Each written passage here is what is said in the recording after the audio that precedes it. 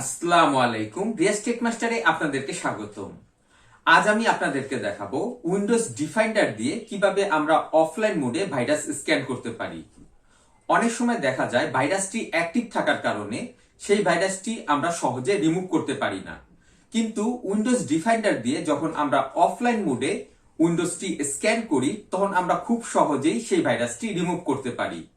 তাহলে চলুন আমরা ভিডিওটি দেখে নিই। আজ আমরা দেখব কম্পিউটারে যদি ভাইরাস অ্যাটাক করে সেই ভাইরাস যদি আমরা রিমুভ করতে না পারি তাহলে আমরা উইন্ডোজ ডিফাইন্ডার দিয়ে অফলাইন মোডে আমরা ভাইরাস রিমুভ করতে পারি। এর জন্য আমরা উইন্ডোজ ডিফাইন্ডার সিকিউরিটি অপশনে চলে যাব। এখানে আমরা উইন্ডোজ সিকিউরিটি দেখতে পাচ্ছি, এখানে আমরা ক্লিক করব। এরপর আমরা এখানে ভাইরাস অ্যান্ড থ্রেট প্রোটেকশন এখানে আমরা ক্লিক করব। এখানে ক্লিক করার পর আমরা একটি কুইক স্ক্যান দেখতে পাচ্ছি। আমরা সাধারণত এই কুইক স্ক্যান দিয়ে ভাইরাস স্ক্যান করে থাকি।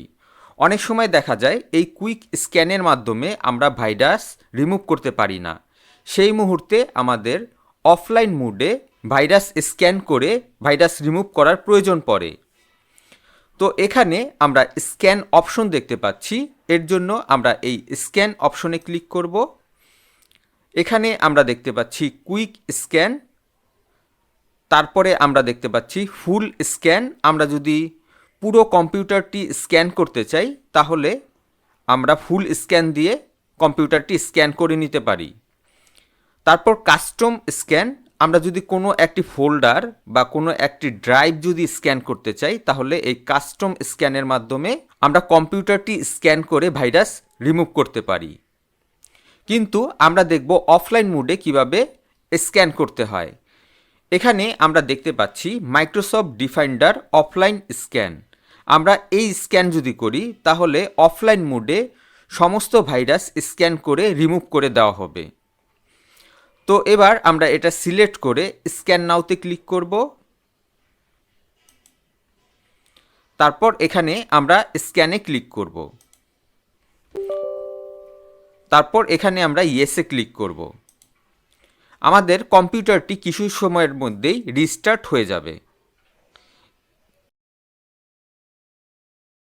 কম্পিউটারটি রিস্টার্ট হবার পর আমাদের টোটাল কম্পিউটারটি অফলাইন মোডে স্ক্যান হবে।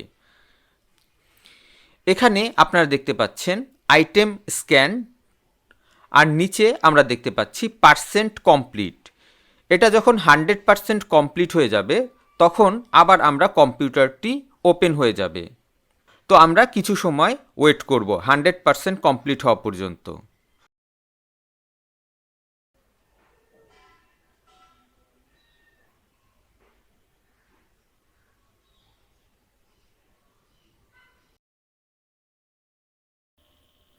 আপনারা দেখতে পাচ্ছেন আমাদের কম্পিউটারটি অফলাইন মোডে স্ক্যান হয়ে রিস্টার্ট নিয়ে ওপেন হয়ে গেছে।